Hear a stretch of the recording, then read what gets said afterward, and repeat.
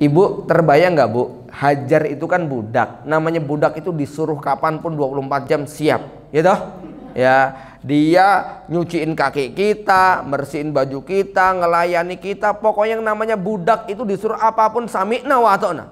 Nggak boleh berontak. Nah, itu kalau dalam narasi film yang dibuat oleh orang Barat, ada dialog yang membuat Saroh menjadi kecewa dan marah kepada Hajar. Ketika suatu hari kemudian Hajar disuruh, ya jawabannya apa? Loh, sekarang aku sudah bukan budakmu lagi loh. Kita selevel loh, gitu ya. Gimana perasaannya Bu?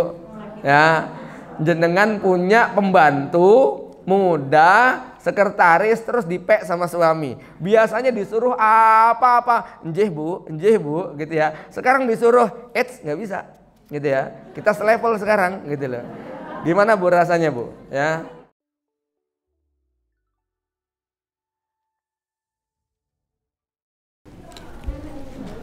Bismillah. Bismillah. Assalamualaikum warahmatullahi wabarakatuh. Innal hamdalillahi nahmaduhu wa nasta'inuhu wa nastahdihi wa natubu ilaihi wa na'udzu billah min syururi anfusina wa min sayyiati a'malina may yahdihillahu fa huwal muhtadi wa may yudlil falan tajida lahu waliyyan mursyida. Asyhadu an la ilaha illallah wahdahu la syarikalah wa asyhadu anna Muhammadan abduhu wa rasuluh la nabiyya wa la rasula ba'dah.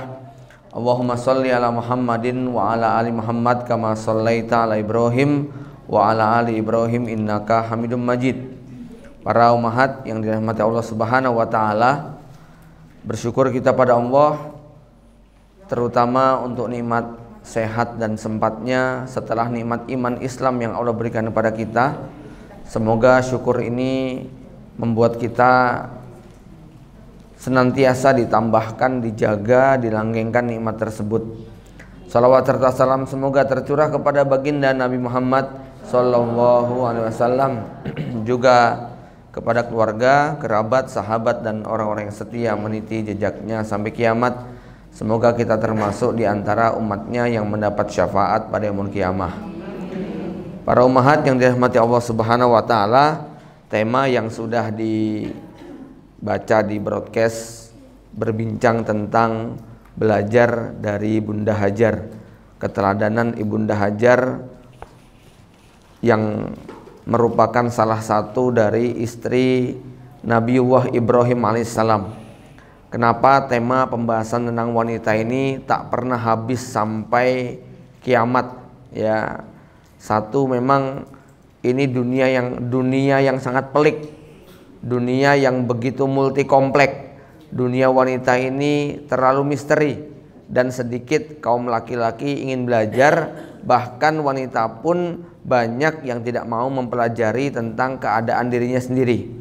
Saya awali dari kisah yang setahun lalu terjadi, tepatnya pada bulan Juli 2020.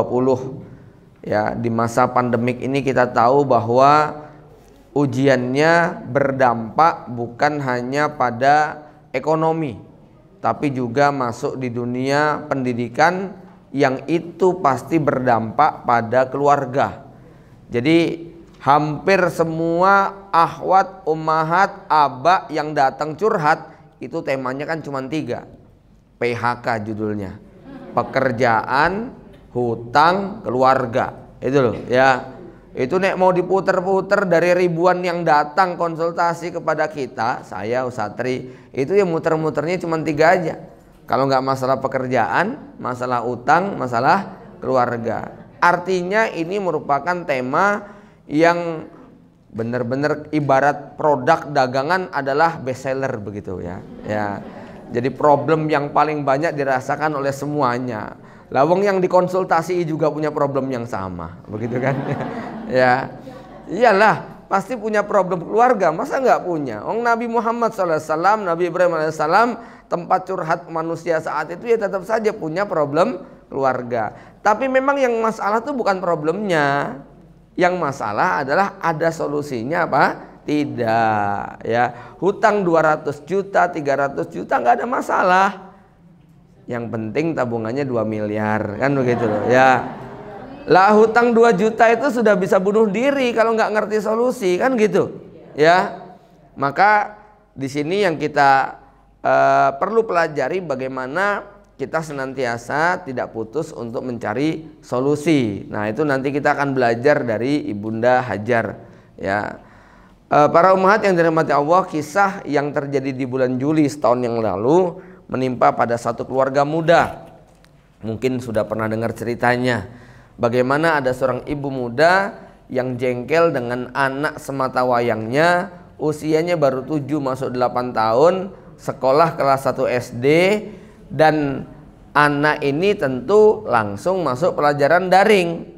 Belum pernah kenal sekolah, langsung ikut daring, disuruh kelas online, ya, pelajarannya dari rumah. Ibunya yang mengajari, diajari baca nggak paham-paham, diajari nulis nggak mau-mau, anaknya main. Emosi sang ibu tidak bisa ditahan. Sang ibu dengan kejengkelannya akhirnya melampiaskan kepada sang anak. Sang anak dipukul, dibenturkan sampai sesak napas dan berdarah, ya. Akhirnya setengah pingsan. Bapaknya terbangun, kaget ngelihat anaknya sudah menggap-menggap, lalu segera dibawa ke rumah sakit. Tapi di tengah jalan si bapak berpikir, ntar kalau ditanya dokter, ini anak diapain? Jawabannya apa, Bu? Gitu, ya. Mereka bingung, entah jadi ke rumah sakit atau akhirnya kemudian hanya ke puskesmas. Tapi di tengah jalan sang anak meninggal dunia, ya. Anak ini perempuan, akhirnya meninggal dunia. Si bapak inisiatif segera belok cari kuburan terdekat, lalu pinjem alat untuk menggali kuburan, ya. Singkat cerita, penguburan jenazah sukses, begitu loh, ya. Si bapak ibu segera pulang, tapi besoknya warga geger. Ini ada kuburan baru. Ditanya warga nggak ada yang ngaku, ya. Mereka merasa tidak ada yang kehilangan. Akhirnya setelah 2 minggu warga bingung, panik, geger, kuburannya dibongkar. Dan saat dibongkar, jenazahnya masih lengkap dengan seragam sekolah dan darah yang bersimbah, ya. Akhirnya pihak aparat tidak butuh waktu lama untuk mencokok si terduga pelaku. Bapak ibu ini dibawa ke kantor polisi. Si bapak baru berusia 27 tahun, si ibu baru berusia 26 tahun, anaknya berusia 8 tahun kurang. Berarti dulu nikahnya umur berapa, Bu? Ya kurang lebih 18, 19, ya. Ya kan pakai hamil setahun dulu toh, Bu, gitu loh, ya. Iya dong. 26 dikurangi 9 kira-kira kan? 17 18 lah, ya. Nggak perlu dilacak dulu nikahnya gimana gitu, ya. Oke lah. Tapi itu usia yang belum cukup untuk memikul beban psikologis, beban ekonomi, beban pendidikan. Sebenarnya bukan tentang usianya, tapi tentang bekalnya. Karena kalau kita bandingkan dengan Ibunda Aisyah, 6 tahun, 7 tahun, 9 tahun sudah siap memikul beban rumah tangga. Fatimah Zahra itu umur berapa? 15 tahun, 16 tahun sudah siap memikul beban rumah tangga. Nggak usah jauh-jauh ke Fatimah, ke Aisyah. Mbah jenengan itu dulu nikah tahun berapa? Gitu loh, ya. 13-14 tahun sudah dilamar toh? Iya, gitu loh, ya. Jadi persoalannya bukan pada usia, ya. Persoalannya seperti apa pola pendidikan yang diberikan oleh orang tuanya sehingga tidak sanggup memikul beban rumah tangga tersebut. Para ummahat yang dirahmati Allah Subhanahu wa taala, ibu itu punya potensi untuk emosi yang tak terkendali kalau nggak ngerti bagaimana cara mempelajarinya. Ya, ini cerita setahun yang lalu. Ada cerita yang lebih tragis, miris, dan betul-betul mengerikan. Bagaimana seorang ibu rumah tangga, ini kejadiannya sudah agak lama, 15 tahun yang silam. Tapi ini buat saya cerita yang bukan menginspirasi, ya, tapi membuat kita jadi harus mengambil pelajaran penting. Bagaimana pola seorang ibu bisa bertahan. Ini ibu-ibu punya anak, punya cucu. Nah, ternyata nanti pelajaran ini yang ingin saya angkat, ya. Para ummahat yang dirahmati Allah, Ini menimpa pada seorang ibu rumah tangga dengan anak 3. Yang pertama usia 6 tahun, baru TK. Nama TK-nya TK Zakaria. Anak keduanya usia 3 tahun. Anak pertama bernama Abdullah Faros Al-Makki. Anak kedua bernama Nazif Aulia Rahmatullah, umur 3 tahun. Anak ketiga umur 9 bulan, namanya Muhammad Umar Nasrullah. Kalau dari nama anak-anaknya kira-kira keren-keren nggak? Ya, Islami banget nggak? Ya, menggambarkan bahwa rumah tangga ideal nggak? Terencana dengan baik ya. Nama suaminya saja Iman Abdullah. Ya, saya nggak perlu sebut nama ibunya ya. Tapi ibunya ini alumni ITB, IPK-nya 3,24. Kemudian bapak ibunya dulu orang yang sukses, kaya, pinter, terpelajar. Kemudian sang ibu ini juga asisten dosen.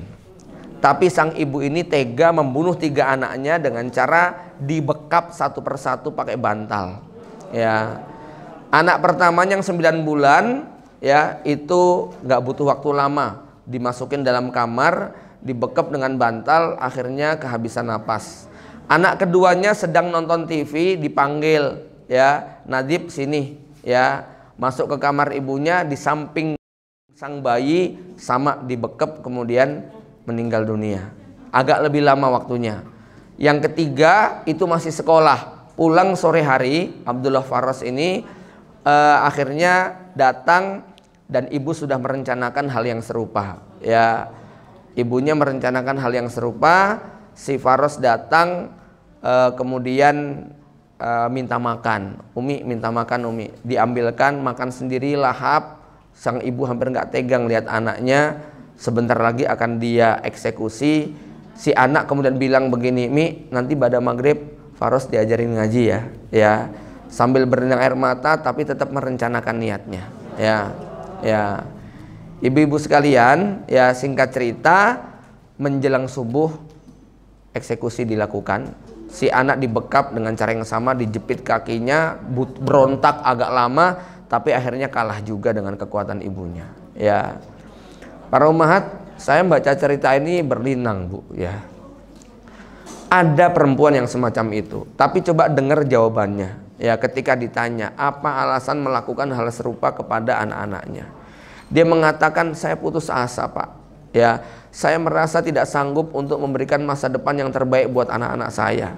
Saya tidak sanggup untuk menjadikan mereka soleh dan solehah kalau harus bekerja sendirian.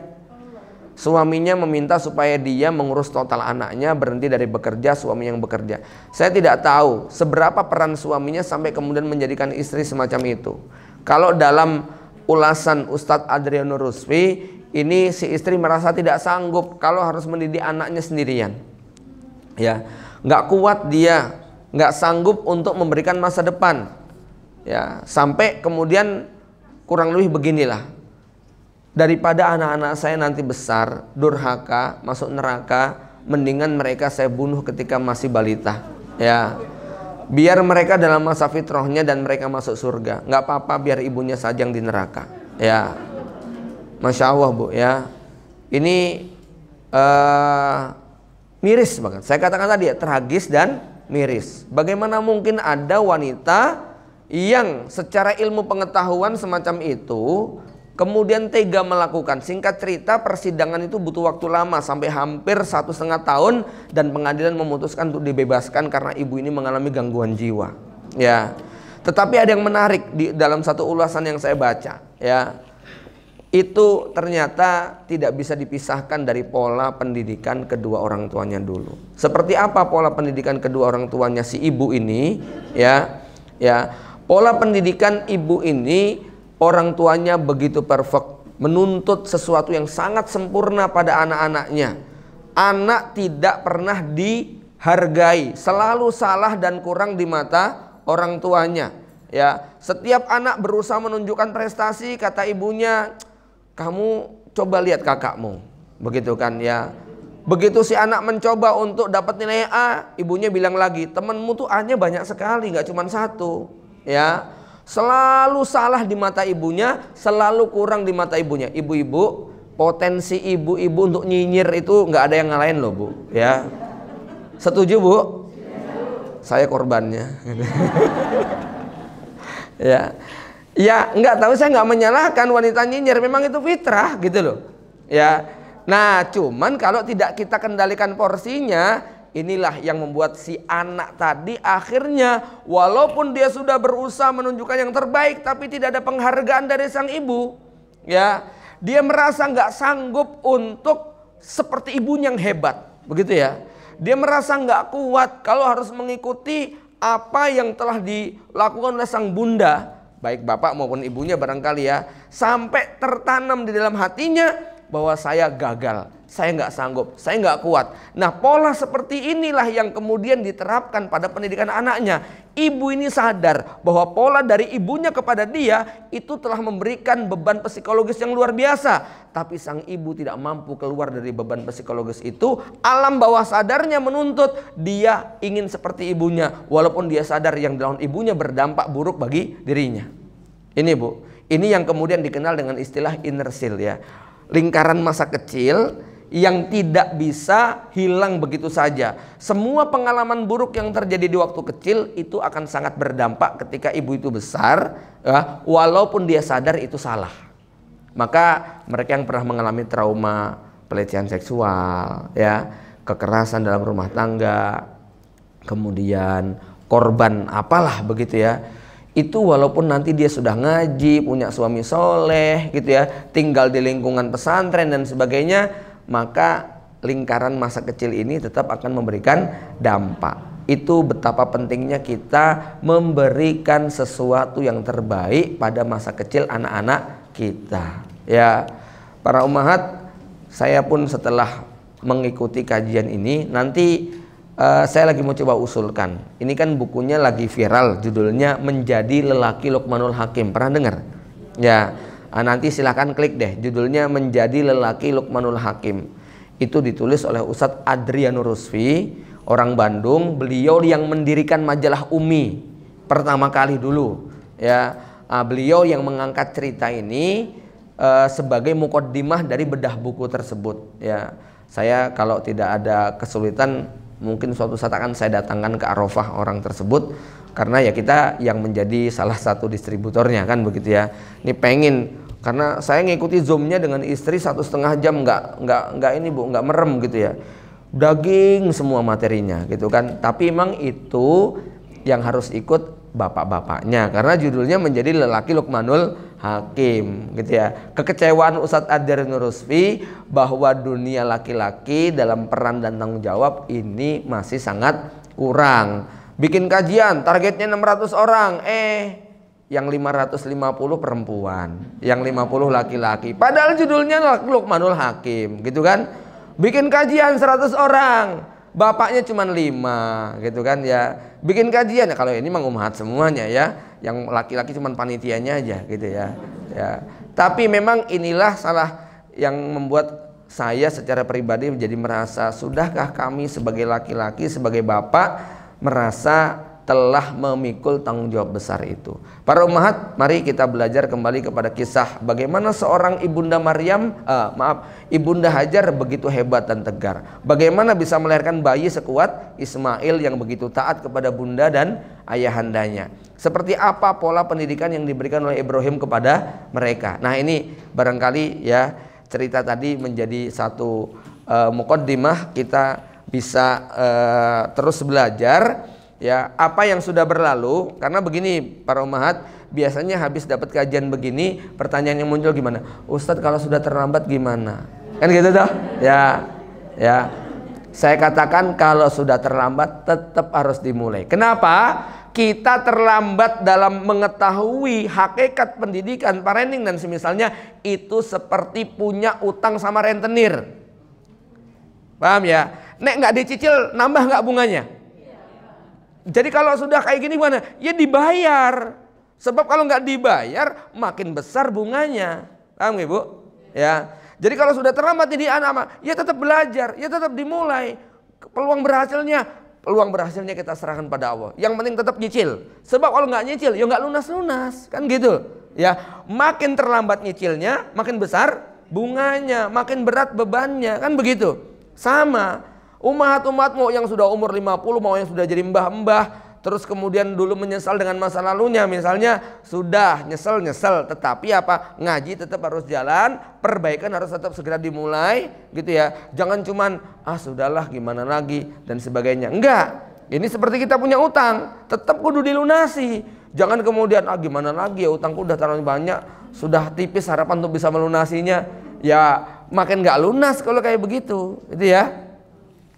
Baik, para umat yang dirahmati Allah Subhanahu wa taala, Ibunda Hajar radhiyallahu anha ya adalah salah satu dari istri Nabiullah Ibrahim alaihissalam yang ceritanya lebih populer daripada ceritanya Ibunda Sarah, dan menjadi lebih populer lagi karena sebentar lagi kita masuk bulan Zulhijjah. Cerita Zulhijjah tidak bisa dipisahkan daripada Ibunda Hajar. Boleh dibilang cerita Zulhijjah itu cerita Ibunda Hajar ya. Itu sejarah tentang rumah tangganya. Ibadah haji itu tapak tilas perjalanannya ya. Merenungi udhiyah itu adalah merenungi pengorbanan sang ibu, betapa hebatnya melahirkan bayi sekualitas Ismail, kan begitu ya. Dan ini adalah cerita yang diabadikan di dalam Al-Quran dan Sunnah. Semua kitab suci hampir memuat ceritanya, baik Taurat maupun Zabur maupun Injil ya. Taurat, Zabur, Injil memuat semua ceritanya. Kenapa? Karena memang ini terjadi sebelum munculnya Yahudi, Nasrani, dan Islam atas nama Islam generik, maksudnya Islam yang dibawa oleh Rasulullah SAW ya.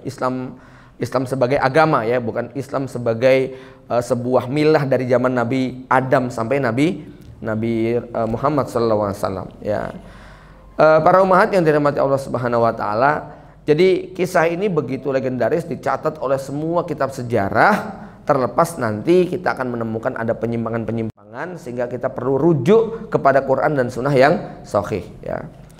Jadi Nabi Ibrahim alaihissalam kita tahu lahir di Babil, Irak. Beliau hidup di masa Namrud yang kemudian dengan kesabarannya berdakwah sampai berdebat dengan orang tuanya. Kelemah lembutan Nabi Ibrahim tidak menghalanginya untuk mengajak orang tuanya mengikuti ajaran Allah Subhanahu wa taala. Walaupun akhirnya Azar itu nanti tetap kafir ya. Nanti Allah pertemukan Nabi Ibrahim dengan Azar di neraka. Ya. Nabi Ibrahim bertemu dengan Azar, kemudian Nabi Ibrahim bertanya kepada Azar, "Ayah, ya, bukankah aku dulu sudah bilang agar kamu jangan mendurhakai Tuhanku?" Lalu Azar bilang, "Iya Ibrahim, sekarang aku tidak akan durhaka lagi." Gitu loh, ya. Ya. Tapi penyesalan Azar tentu tidak memberi manfaat, ya. Nabi Ibrahim ditegur karena telah memintakan ampun kepada Allah buat ayahnya, yang ayahnya sudah ditetapkan oleh Allah sebagai penghuni neraka.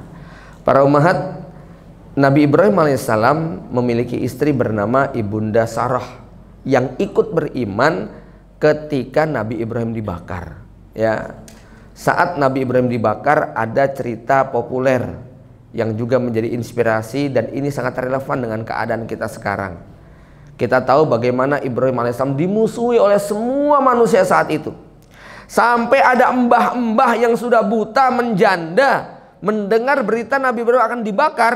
Ini mbah-mbah nenek tua bilang, ya, aku akan kumpulkan kayu bakar dan aku akan bawa ke tengah lapangan untuk membakar Ibrahim. Bayangkan, yang musuhin itu mbah-mbah yang gak ada urusannya saja ikut musuhin, gitu loh. Ya enggak? Artinya saat itu Nabi Ibrahim betul-betul public enemy, dimusuhi oleh semuanya. Ya, dan saat itu binatang juga ikut campur tangan. Ya, lihat bagaimana seekor cicak yang dia kemudian terus meniup api itu sampai membesar, walaupun tentu tidak ada efeknya. Ya, dan cicak termasuk binatang yang dikutuk dalam tanda kutip, boleh untuk dibunuh. Ya, karena termasuk fawasik. Walaupun dia boleh dibunuh bukan gara-gara dulu karena dulu nenek moyangmu itu jahat, bukan, ya. Sebagaimana semut termasuk yang dilarang dibunuh, karena dalam cerita itu ada istilah yang sering atau pernah kita dengar namanya semut Ibrahim, ya.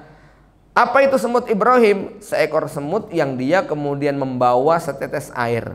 Tentu airnya semut, tetesnya semut gitu ya. Kayak apa kecilnya? Dibawa naik ke atas pohon yang tinggi untuk dijatuhkan ke bawah kobaran api yang membakar Ibrahim. Sampai ditegur oleh seekor burung, apa yang dapat kamu lakukan dengan tetesan air itu? Apakah bisa untuk memadamkan? Maka ini jawabannya yang menarik ya. Aku tahu bahwa air ini barangkali tidak memberi manfaat banyak, tetapi yang aku inginkan adalah agar Allah melihat hari ini aku berpihak kepada siapa. Nah ini inspirasi yang penting Bu. Nggak perlu mikir hasilnya nggih ya. Kita berbuat sesuatu, berpihak kepada seseorang atau berpihak kepada satu kelompok, berpihak kepada satu pendapat, bukan karena pengen menang-menangan atau dapat jatahan ya, bukan dapat jatah karena membela ini, itu bukan, tetapi kita pengen melihat ya, kita pengen agar Allah melihat kita berada di pihak yang mana ini ya. Dan selamanya para pengkhianat itu akan mati dalam keadaan terhina ya. Para umat yang dirahmati Allah Subhanahu wa taala, singkat cerita Ibrahim alaihissalam selamat, kemudian mereka pergi meninggalkan negeri Babil bertiga. Ibrahim, Sarah dengan satu orang keponakan Ibrahim alaihissalam yang bernama Lut, Nabi Lut nantinya ya. Pergilah mereka bertiga meninggalkan Babilonia menuju negeri Mesir. Rupanya di Mesir ini juga ada ujian baru ya. Raja Mesir Fir'aun pada saat itu ya, bukan Fir'aun yang di zaman Nabi Musa, tapi Fir'aun penguasa Mesir di zaman Nabi Ibrahim alaihissalam. Ini memang mata keranjang, hobinya mencari perempuan yang cantik. Dan ibunda Sarah menurut riwayat yang banyak disebutkan ajmalul mar'ati alal ardi, wanita yang paling cantik di muka bumi ya. Jadi Nabi Ibrahim alaihissalam menikahi ibunda Hajar, ibunda Sarah, yang dikatakan sebagai wanita yang paling cantik di muka bumi. Lalu Nabi Ibrahim berkata kepada istrinya, Dek, nanti kalau raja itu bertanya kepada kamu siapa diri kamu, maka katakan kamu adalah saudaraku. Sebab kalau kamu bilang kamu istriku, kamu akan dirampas, aku akan dibunuh ya. Bilang kamu saudaraku. Inilah kebohongan Ibrahim yang pertama ya, yang sebenarnya bukan bohong. Kenapa? Karena Ibrahim kemudian mengatakan sebab kamu adalah saudaraku seiman. Sebab apa? Kamulah satu-satunya orang yang beriman di muka bumi ini kepadaku. Ini ya. Jadi dikatakan saudaraku ya. Kemudian akhirnya ibunda Hajar ditangkap, ibunda Sarah ditangkap, kemudian diserahkan oleh sang raja kepada Hajar. Hajar ini siapa? Hajar ini ada yang mengatakan budaknya raja, ada yang mengatakan anak putrinya, ada yang mengatakan adiknya raja. Tapi singkat cerita Hajar ini adalah seorang penata rias yang mendandani ibunda Sarah, dirias sedemikian cantik jelita untuk disandingkan seperti pengantin ya. Selama sekian waktu dirias ya, dan malam hari siap sang raja akan mendekat. Tetapi Nabi Ibrahim sudah berwasiat kepada ibunda Hajar, berdoalah kepada Allah Subhanahu wa taala, mohon perlindungan kepadanya. Maka setiap kali ibunda Sarah akan dijamah oleh raja jahat ini, maka raja itu tiba-tiba kejang-kejang, kesakitan. Dia seperti kesetrum. Dia kemudian teriak-teriak, ini bukan orang, ini pasti setan. Begitu loh ya. Kemudian dia akhirnya mengatakan, ya cukup, aku bertobat, aku berjanji tidak akan mengulangi perbuatanku. Akhirnya ibunda Sarah diam ya, tidak melanjutkan doanya, dan raja itu kembali ke tempatnya ya. Ternyata besok diulangi lagi ya, besok diulangi lagi, kemudian kejang-kejang lagi, kesakitan lagi, tobat lagi, kemudian kembali lagi. Yang ketiga diulangi lagi ya, sampai 3 kali diulangi.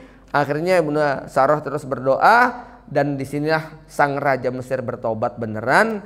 Dia kemudian mengatakan, wahai pengawal, yang kalian bawa ini bukan manusia, ini setan yang membawa virus ke sini ya. Usir dia, buang jauh-jauh dari sini. Termasuk wanita itu Hajar yang selama 3 hari merawatnya, pasti sudah terinfeksi gitu loh ya. Jadi sudah terpapar begitu loh ya, sudah terkena virusnya Sarah ya. Akhirnya Hajar dijadikan sebagai hadiah oleh raja tadi sehingga Saroh keluar dari istana dengan membawa budak yang bernama Hajar tadi, ya. Jadi Hajar ini wanita Mesir, ya. Singkat cerita, pergilah mereka meninggalkan Mesir, ya, sampai di Palestina, dan ternyata selama sekian waktu Ibunda Saroh tak dikaruniai putra. Disinilah kemudian Ibunda Saroh menawarkan sebuah ide yang sebenarnya paling berat dilakukan oleh kaum wanita, ya, iya. Akhirnya Ibunda Saroh ini perkara yang menuntut keimanan tapi tidak mengabaikan perasaan, itu deh, ya, ya, iya. Ini adalah bukti keimanan tetapi tidak mengabaikan perasaan. Ibunda Saroh menawarkan Ibunda Hajar. Kata Ibunda Saroh, wahai Ibrahim, budakku ini masih kuat, masih muda, juga cantik jelita. Kalau kau nikahi, barangkali nanti dia akan melahirkan anak untukmu. Ya, Nabiullah Ibrahim menyetujui permintaan sang istri. Singkat cerita, menikahlah Ibrahim dengan Hajar. Disinilah perasaan wanita tetap muncul. Naluri dia semakin tersaingi terasa. Ibu terbayang nggak, Bu? Hajar itu kan budak. Namanya budak itu disuruh kapanpun 24 jam siap, ya toh? Ya, dia nyuciin kaki kita, bersihin baju kita, ngelayani kita. Pokoknya yang namanya budak itu disuruh apapun sami'na wa ata'na. Nggak boleh berontak. Nah, itu kalau dalam narasi film yang dibuat oleh orang barat, ada dialog yang membuat Saroh menjadi kecewa dan marah kepada Hajar. Ketika suatu hari kemudian Hajar disuruh, ya, jawabannya apa? Loh, sekarang aku sudah bukan budakmu lagi loh. Kita selevel loh, gitu ya. Gimana perasaannya, Bu? Ya, jenengan punya pembantu muda, sekretaris, terus dipek sama suami. Biasanya disuruh apa-apa, njih Bu, gitu ya. Sekarang disuruh, nggak bisa, gitu ya. Kita selevel sekarang, gitu loh. Gimana Bu rasanya, Bu? Ya, ya. Ibunda Hajar cemburu berat, ditambah setelah itu Ibunda Saroh cemburu berat, ditambah setelah itu terbukti Ibunda Hajar ternyata hamil. Ya, Masya Allah. Ya, saking cemburunya, saking nggak terimanya, Ibunda Saroh itu membawa golok. Ya, ya, awas kamu Hajar. Ya, tak cincang-cincang jadi 3. Sampai bersumpah, dan itu diketahui oleh Nabi Ibrahim. Ibrahim mendengar sumpahnya sang istri akan mencincang-cincang istri jadi 3. Kata Ibrahim alaihissalam, jangan kamu lakukan. Ya, aku beri opsi. 3 cincangan itu adalah 1, lubangi telinga kanan, 2, lubangi telinga kiri, 3 khitan. Gitu loh. Ya, inilah khitan pertama wanita Ibunda Hajar yang mengalami. Telinganya dibolongi, jadi kasih anting, ya. Ternyata setelah diantingi tambah cantik, gitu Bu, ya. Cemburunya nggak hilang-hilang, gitu loh, ya. Akhirnya Ibunda Hajar terus dikejar sama Ibunda Saroh, begitu loh, ya. Dan Nabi Ibrahim kemudian dengan izin Allah memisahkan keduanya, ya. Ibunda Hajar pergi bersama Ibrahim, dan Ibunda Hajar itu membawa bayi merahnya dengan apa? Jari. Ya, yang dikenal dalam bahasa Arab namanya mintok. Jari yang diubet-ubet, ya, itu dipanjangkan untuk menghilangkan jejak telapak kaki keduanya kemana mereka pergi, itu ya, sehingga Ibunda Saroh tidak tahu kemana perginya Ibunda Hajar. Ya, ibu-ibu, cerita ini jangan dipahami dalam perspektif tetangga kita, gitu loh Bu, ya. Jangan dipahami dalam perspektif orang Indonesia yang baper. Ya, jangan dipahami dalam perspektif kekinian yang urusan poligami itu begitu dibully habis-habisan. Paham ya? Ya, tapi harus kita baca dalam perspektif orang Arab 40 abad yang silam, gitu loh. Ya. Sama nanti kalau jenengan baca cerita Rasulullah menikahi Ibunda Aisyah 7 tahun itu, kalau dibawa perspektif sekarang itu bisa merupakan kejahatan, ya toh. Ya. Tapi pada masa itu jangankan kok orang kafir, ya, jangankan kok tetangga sebelah, orang kafir saja tidak ada yang membuli Rasulullah waktu nikah dengan Aisyah, ya enggak? Artinya pernikahan Nabi dengan Aisyah pada masa itu adalah sesuatu yang wajar, tradisi, biasa, siapapun melakukannya, bukan aib, bukan sesuatu yang layak untuk dibahas, kan begitu, ya. Nih, ya. Wah, tinggal 7 menit lagi nih ya. Ya. Ya. Baru muqaddimah ini ya. Ya. Hah? Iya. Ini untuk pertanyaan nantinya sampai jam 8.30. Ya, pokoknya dengerin dulu lah ya. Ya, tanyanya nanti bisa WA atau apa gitu lah ya. Ya. Baik, ya. Singkat cerita, Ibunda Hajar ini kemudian pergi meninggalkan Palestina menuju Makkah. Inilah ujian baru yang luar biasa. Ya, Ibrahim alaihissalam meninggalkan Ibunda Hajar di sebuah tempat yang tidak ada kehidupan. Ya, bayangan kematian sudah terasa. Bagaimana tempat yang kering kerontang, panas gersang, tidak ada air, tidak ada tumbuhan. Kemudian Ibrahim membuat tenda di sana. Ya, setelah membuat tenda, kemudian meninggalkan sisa bekal yang ala kadarnya. Hanya sekantung air dengan 1 toples kurma kira-kira. Ya. Lalu Ibrahim tidak banyak kalam, tidak banyak cakap, nggak ngomong bu. Ini ibu-ibu tolong pahami, laki-laki banyak diem. Ya, laki-laki nggak bisa komen, menghadapi kenyataan itu kalau ditanya itu bingung mau jawab apa, gitu kan ya. Pada tingkat emosi tertentu laki-laki jengkel kalau dikejar nyinyiran sang ibu, begitu loh ya. Akhirnya Ibunda Hajar nggak kuat, ya Ibrahim, ini nyinyirnya wanita. Ya, sekali lagi tidak negatif ya nyinyir wanita itu ya, ini fitrah ya. Ya Ibrahim, apakah kau tinggalkan aku di negeri yang seperti ini, nggak ada air, nggak ada kehidupan? Ya, Ibrahim cuma diam saja sambil jalan, dikejar sama istrinya. Ya, ya Ibrahim, jawab mas, jawab. Kau maunya apa? Kau tinggalkan aku seperti ini itu gimana ceritanya? Ini jin aja nggak tertarik tinggal di sini, takut mati kesepian, gitu kira-kira ya. Ini kalau pakai bahasa ibu-ibu sekarang ya. Ya Ibrahim, kau tinggalkan aku biwadin ghairi darin, ya. Negeri gersang, kering kerontang, nggak ada kehidupan, nggak ada apa-apa. Tapi Ibrahim tidak menjawab. Ya, terus berjalan sampai akhirnya pertanyaannya diubah. Nah, ibu-ibu, ini penting. Kalau nanya suami dan keliru jawabannya, nanti suami nggak jawab, gitu loh. Karena banyak sekali pertanyaan wanita yang salah di depan suaminya, gitu loh. Ya. Itu yang membuat suami bingung jawabnya gimana ya, gitu loh. Maka Ibunda Hajar kemudian mengatakan, ya Ibrahim, Allahu amarokah, ini perintah Allah. Dan Ibrahim lagi-lagi nggak jawab, cuman apa? Ya, ngangguk toh. Itu laki-laki begitu bu, ya, nggak cocok, enggak ya. Kalau kayak banyak begitu ketuker sama perempuan namanya, ya.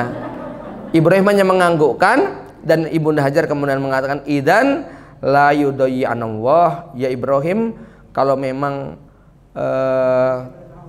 ini adalah perintah Allah, kami yakin Allah tidak akan menelantarkan kami.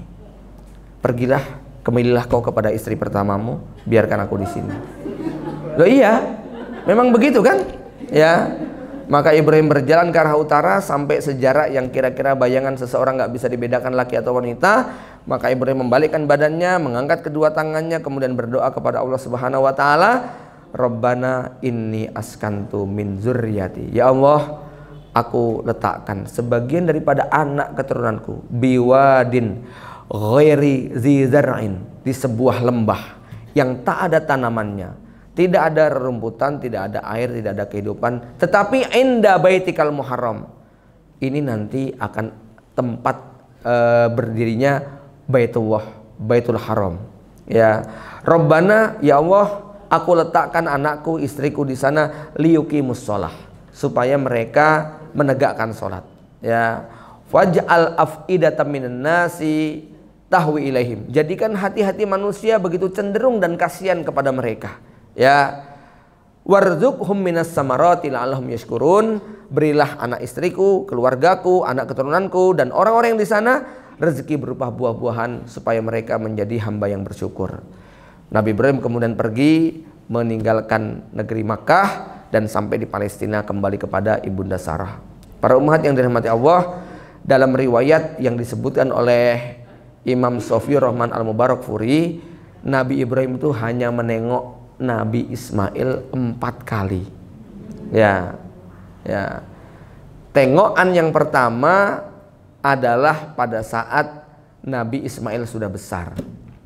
Ya, jadi ke Mekah itu 4 kali. 1 ketika narok, 2 ketika Nabi Ismail sudah dewasa, sudah ghulam, ya, sudah mau disembelih itu, ya. Ya, itu. Kemudian yang ketiga pada saat nengok berikutnya, ya, ketika nanti membangun Ka'bah, ya. Jadi dan itu maaf ya. Jadi nomor 1 itu ketika datang pertama kali untuk menyembelih Nabi Ismail. Datang yang kedua itu untuk membangun Ka'bah. Datang yang ketiga ketika nengok Nabi Ismail sudah menikah dan ternyata istrinya bermasalah. Istrinya kurang bersyukur itu, Bu. Ya, mengeluh sampai kemudian Nabi Ibrahim bilang apa? Tolong tiang pintunya diganti. Yang keempat ketika Nabi Ibrahim menikah yang kedua kalinya dengan suku Jurhum yang solehah. Yang ketika itu betul-betul bersyukur dengan karunia yang Allah berikan melalui Nabi Ismail. Yang Nabi Ibrahim mengatakan, ya sudah kalau begitu sampaikan pesanku kepadanya, tolong ini tiang jangan diganti, ya. Nah, ini tercatat 4 kali. Artinya begini para ummahat, masa kecil Nabi Ismail tidak bersama Nabi Ibrahim. Paham ya?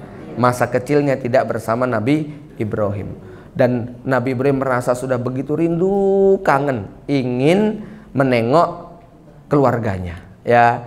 Dan ada riwayat menyebutkan bahwa Ibrahim berangkat pada bulan Zulqa'dah, kira-kira ya tanggal awal Zulqa'dah, ya, sampai di Makkah itu tanggal 9 Zulhijjah, karena perjalanannya 1 bulan, ya. 9 Zulhijjah itu sampai di Padang Arafah. Saat itu pagi hari Ismail dengan Ibunda Hajar meninggalkan Mekah, melewati Mina, memasuki Muzdalifah dan sampai di Arafah. Jaraknya 23 kilo, ya. Kalau jalan kaki kurang lebih sekitar 6 jam 7 jam. Sampai di Mekah kurang lebih sampai di Padang Arafah ba'da duhur. Ini ya. Maka di Padang Arafah itu mereka berjumpa. Nabi Ibrahim menyaksikan dari jauh ada bayangan 2 manusia. 2 manusia menyaksikan ada dari utara bayangan manusia. Makin dekat, makin terperanjatlah mereka. Ternyata inilah Ibrahim. Kata Ibrahim, ternyata ini adalah Ismail, ya. Yang akhirnya mereka menumpahkan semua rasa rindu, rasa cinta, rasa yang mereka pendam selama ini, bercerita tanpa mereka sadari sudah masuk waktu maghrib. Nabi Ibrahim mengajak mereka, inilah wukuf, berhenti, ya. Wukuf artinya apa? Berhenti. Dimulai dari kapan? Ba'da duhur sampai maghrib. Maghrib Nabi Ibrahim mengajak keluarganya, ayo kita tinggalkan Arafah ini. Kemudian mereka berjalan menuju Muzdalifah. Di Muzdalifah Nabi Ibrahim beristirahat, sebagaimana para jamaah haji di Muzdalifah beristirahat. Malam hari itulah Ibrahim bermimpi. Sampai 3 kali disuruh nyembelih Nabi Ismail. Terbayang nggak, Bu, gimana kira-kira secara emosi itu, ya? Gimana perasaan Hajar? Ya Allah, mas, ya, 15 tahun nggak pernah nengok anak, datang-datang pengen nyembelih. Suami macam apa kamu ini, gitu ya? Itu kalau ibu-ibu sekarang, gitu loh, ya. Para ummahat yang dirahmati Allah Subhanahu wa taala, sebagaimana dulu Bunda Hajar begitu sabar ditinggal oleh suaminya, ya, begitu sabar membesarkan seorang putra semata wayangnya, ya, maka kali ini kesabarannya diuji dengan lebih dahsyat lagi. Ya, dialog itu disampaikan kepada Ibunda Hajar, kepada Ismail, dan setan waktu itu datang mengganggu. Datang menemui Ibrahim, Ibrahim, kamu macam bapak apa? Datang nggak pernah ngasih nafkah, nggak pernah biaya sekolah, kesini sekali pengen nyembelih anak. Itu kalau bahasa setan sekarang, ya. Ibrahim diam, mengambil 7 kerikil, dikejar setan tadi, iblis tadi, sampai di Jumratul Aqobah, ya. 7 kali dilempar. Iblis tidak putus asa, gagal menggoda sang pemimpin. Yang digoda adalah pendidik. Ibunda Hajar dekati, Hajar, kamu tahu apa yang akan dilakukan suami kamu? Ya, emangnya kenapa? Anakmu mau disembelih. Kata Ibunda Hajar, aku lebih percaya kepada suamiku daripada kamu. Nah ini penting Bu, gitu ya. Kalau dapat gosip ya, Bu, aku ngelihat suami ibu boncengan sama itu, gitu ya. Jangan buru-buru percaya, gitu loh ya. Katakan, aku lebih percaya kepada suamiku daripada kamu. Ya. Tapi itu lagi diasah goloknya. Ya, anak mau disembelih. Lagi-lagi Ibnu Hajar mengatakan, seandainya dia melakukan lebih daripada itu, aku tetap lebih percaya. Ya, subhanallah ini ya. Sikohnya seorang istri kepada suami. Ya, penting Bu ya. Ya, istri percaya kepada suami, izinkan suami itu salah sekali dua kali nggak apa-apa. Ya. Oh iya, maaf Bu. Ya. Banyak suami jadi kecil, banyak suami itu nggak bisa berkembang karena tidak diizinkan besar oleh ibunya. Ya salah dikit diomelin nggak rampung-rampung coba, diungkit-ungkit terus kesalahannya, gitu kan? Ya akhirnya suaminya mengkeret, gitu kan? Ya merasa nggak pede untuk jadi orang besar. Kenapa disalah-salahin terus gitu loh? Ya diulang-ulang lagi yang dulu itu, gitu kan? Ya. Nah ini yang membuat suami tidak bisa jadi orang besar. Maka saya katakan izinkan suami untuk salah, izinkan suami untuk jatuh, izinkan suami untuk terpuruk, beri motivasi, gitu kan? Ya, beri kepercayaan kepada dia, gitu loh. Ya, jadi ini syarat kalau pengen punya suami yang tumbuh hebat, berkembang, ya memberi banyak manfaat, begitu. Ya. Tapi kalau dikit salah, dikit udah disalahin, diomelin terus begitu ya, kayaknya ya bakat berkembangnya jadi ngempes gitu loh Bu. Ya. Para umat yang dirahmati Allah, dan akhirnya gagal menggoda pendidik, yang digoda adalah generasi pelanjut, yaitu sang anak. Ismail, masa depan kamu masih panjang, karirmu masih sangat moncer gitu ya. Kamu mati sekarang itu sia-sia. Tapi lagi-lagi Ismail ini didikan seorang ibu yang hebat ya. Ismail juga ikut mengambil 7 kerikil. Kalau Bunda Hajar mengambil 7 kerikil dikejar sampai Al-Wusta, maka Ismail mengejar sampai Al-Ula. Itulah Ibu, tadi saya katakan cerita haji adalah cerita tapak tilas Nabi Ibrahim, cerita tapak tilas Ibunda Hajar ya. Bagaimana Ibunda Hajar bolak-balik Safa Marwah 7 kali nggak mendapatkan sumber ya mata air, barulah kemudian setelah yang ke-7 Allah kabulkan ya. Jadi begini, ini juga menjadi filosofi ya buat saya ya. Jadi begini, kalau jenengan itu usaha sekali gagal, 2 kali gagal, 3 kali gagal, kok berhenti ya, itu kayaknya nanti peluang berhasilnya kecil ya. Jadi kalau usaha gagal, coba minimal 7 kali ya. Ya, nanti insya Allah Allah akan keluarkan mata air zam-zamnya ya. Ini jawaban saya kalau ada ikhwan yang ngelamar akhwat sekali 2 kali ditolak begitu loh ya. Saya bilang udah berapa kali ngelamar? Ya udah 3 kali, baru 3 kali gitu kan ya. Lanjutkan, Ibunda Hajar itu 7 kali bolak-baliknya ya. Berusaha, jadi ada 3B ya kalau melamar ditolak itu. 1 berusaha, 2 apa? Berdoa. Kok udah doa, udah usaha nggak ada hasilnya. Yang ketiga bercermin begitu loh ya. Baik, para umat yang dirahmati Allah Subhanahu wa taala ya. Maka ibu-ibu kalau nanti usaha apa, dagang apa, nawarin ini kok nggak laku ya. Ah itu jangan putus asa ya. Minimal 7 kali Bu ya. Kenapa? Dalam teori. Tapi begini Bu, dalam teori banyak yang baru nyoba 3 kali, 4 kali gagal langsung apa? Berhenti. Akhirnya dia tidak mendapatkan hasil ya.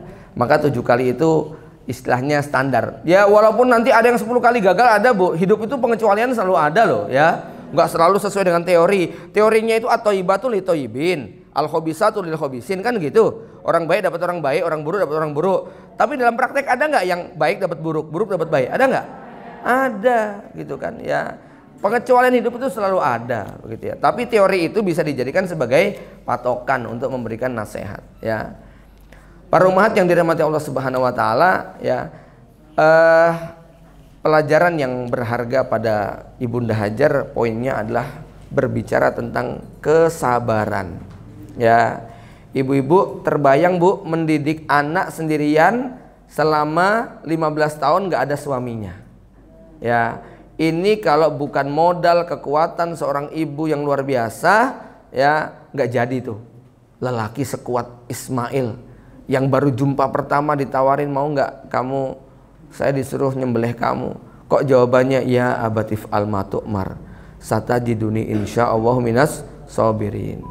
Ayah silahkan laksanakan apa yang diperintahkan kepadamu, mudah-mudahan aku ya sabar. Ya Ismail berat, tapi dia sadar itu adalah perintah Allah Subhanahu wa taala. Ya. Pokoknya kalau sudah kita berbicara tentang ini perintah Allah, maka di sini hati seorang wanita seego apapun dia harus mencoba belajar bersabar. Walaupun begini para ummahat ya, saya juga tetap mengajarkan kepada laki-laki untuk tidak menelan mentah-mentah dalil itu, harus dengan tetap menghargai wanita. Misal kan ada tuh hadisnya ya, wanita penghuni surga, wanita solehah, hadis Ibnu Majah ya, yang apabila suaminya marah maka dia akan mendekat kepada suaminya dan meletakkan tangannya ya ke tangan suaminya, kemudian dia mendekatkan dirinya dan mengatakan, "Mas, aku tidak akan tidur malam, aku nggak akan bisa tenang sampai engkau ridho kepadaku." Ya, sing salah siapa bu nih bu? Suami yang salah, yang marah siapa? Suaminya. Yang suruh minta maaf siapa? Istrinya. Berat nggak bu? Ya, ngacung yang sudah pernah melakukan begitu. Nah, ngacung, suami pulang kerja datang marah-marah, ngamuk-ngamuk, ya, digawe keteh malah disingkirkan.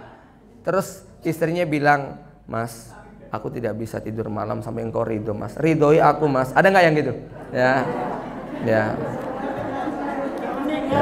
Ah, ya, ya, Bu. Walaupun ada hadisnya begini, pertanyaan saya, pernah nggak Ibunda Aisyah melakukan gitu sama Rasulullah? Nggak pernah, itu loh. Ya, saya belum pernah baca riwayatnya. Ya, saya nggak baca riwayatnya ada Ibunda Aisyah, Rasulullah kayak gitu. Kemudian artinya apa? Di satu sisi Rasulullah ingin mendidik, mengajarkan kepada para wanita, begitulah cara menghormati suami. Tapi di sisi lain mengajarkan kepada para suami, bersabarlah menghadapi istri. Jadi kalau istri nggak minta maaf bukan berarti nggak soleha, gitu loh. Ya. Oh perempuan itu salah, gengsi banget bu, minta maaf bu, gitu loh. Ya. Ya. Oh kan, kayak gitu kan, ngeyel kan? Iya. Memang begitu, gitu kan ya. Jadi perempuan paling gengsi disebutkan loh. Dibilang perempuan enggak, laki-laki, gitu kan ya. Ya. Kenapa? Saya bilang sama bapak-bapak, Pak, kenapa perempuan kayak begitu? Ya. Ya bahasa bercandanya karena di dunia ini hanya ada masalah. Nggak ada mbak salah begitu loh ya. Pokoknya masalah gitu loh. Ya. Ya. Yang salah Mas, begitu. Ya. Walaupun perempuan salah, nah tetapi ternyata rahasianya nih baru saya baca. Enggak, ini ilmu ini penting buat laki-laki bu ya. Kenapa? Saya setelah pelajari ini saya jadi nggak emosi lagi gitu loh. Ya, ya. Ternyata setelah saya pelajari, kenapa wanita itu tidak pernah merasa bersalah di depan suaminya? Karena wanita mampu melihat kesalahan suaminya yang sekecil-kecilnya, gitu loh. Gitu? Ya, iya. Jadi walaupun dia salah, tetap aja seorang istri melihat suaminya lebih salah karena yang sekecil-kecilnya gitu loh.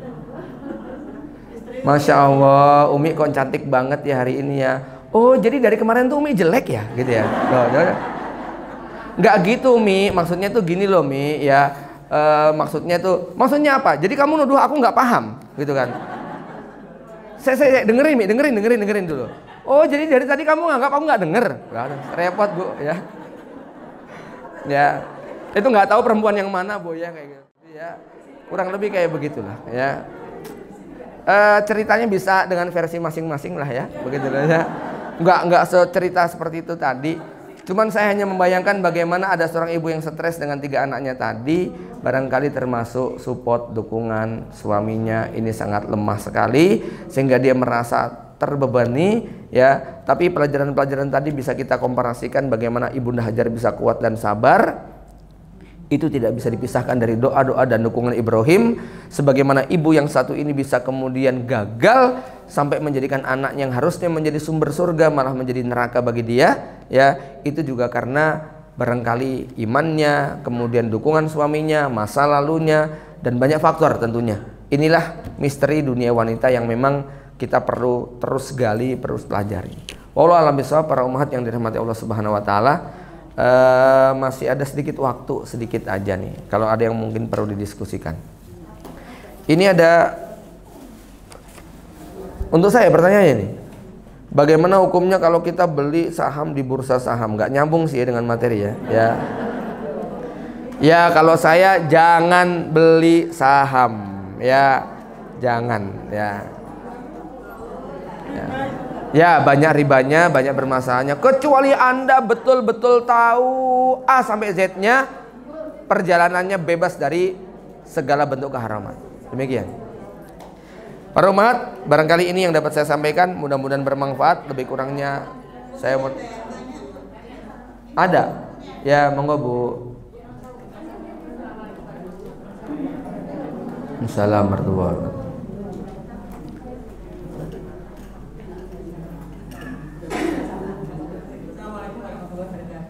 Salam. Yang saya tanyakan, apakah doa Nabi Ibrahim yang Hablana min ladunka dzurriyyatan thayyibah. Ini asnakum min dzurriyyati biwadin ghairi kayak gitu. Ya. Bisa kita amalkan setiap hari. Begini, ya, gimana Bu? Contohnya ngamalkannya gimana? Maksudnya dibaca. Oh gitu, ya. Baik. Assalamualaikum. Ada doa-doa yang itu sangat terkait dengan konteks pada masa itu, sehingga tidak bisa kita pakai lagi secara teks. Kenapa? Karena Robbana ini askantu min dzurriyyati biwadin ghairi dzar'in. Nggak kita lakukan, berarti kan doanya omong kosong, ya toh? Wong saya nggak meletakkan anak saya di Mekah, nggak meninggalkan istri saya di Mekah, kan begitu ya. Maka doa ini sama seperti doa Nabi Nabi Ibrahim kepada bapaknya. Kita nggak bisa praktekkan semacam itu, gitu loh. Nggak bisa kita praktekkan doa Nabi Nuh kepada anaknya, kan begitu. Karena itu konteksnya sangat terbatas oleh ruang dan waktu. Kalau doa itu tidak dibatasi oleh konteks ruang dan waktu, silahkan. Misalnya doa Nabi Ibrahim, Robbana hablana min ladunka dzurriyyatan thayyibatan innaka sami'ud du'a.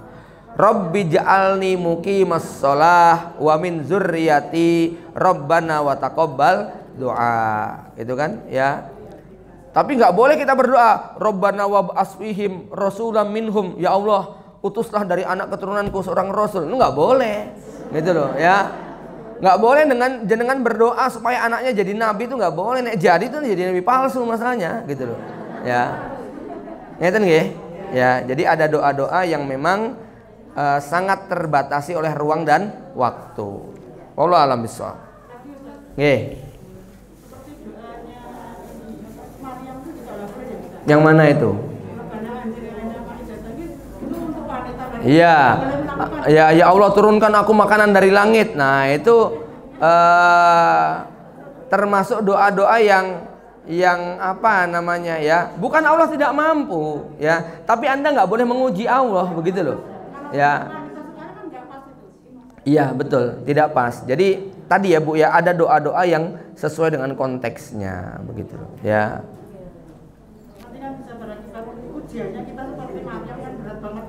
Betul, ya. Gitu nggak Bu? Intinya tadi doanya tidak termasuk yang boleh dibaca secara bebas. Gimana Bu? Jadi gini, kalau kalau baliknya itu 4 kali ya. Kalau pertama kali kan tadi ya nganter ya. Setelah itu tercatat 4 kali. Pertama kali ketika Nabi Ismail ya sudah besar, siap untuk disembelih. Ini melaksanakan ibadah haji ya. Yang kedua kalinya ketika membangun Ka'bah, gitu ya. Yang ketiga kalinya ketika nengok Nabi Ismail mantu, ya mantu pertama gagal. Kemudian yang keempat, mantu yang kedua. Ternyata mantu yang kedua ini soleha. Ini 4 kali riwayat yang menyebutkan Ibrahim bolak-balik ke Mekah. Ya, intinya cerita tadi menggambarkan Nabi Ibrahim sangat jarang di rumah istri keduanya, gitu loh. Ya, Ya, tetapi itu tidak menghalangi untuk tetap memberikan pendidikan kepada istri dan anak-anaknya, gitu. Ya. Cukup nggih? Demikian kita akhiri. Subhanakallahumma wa bihamdika asyhadu an la ilaha illa anta astaghfiruka wa atubu ilaik. Assalamualaikum warahmatullahi wabarakatuh.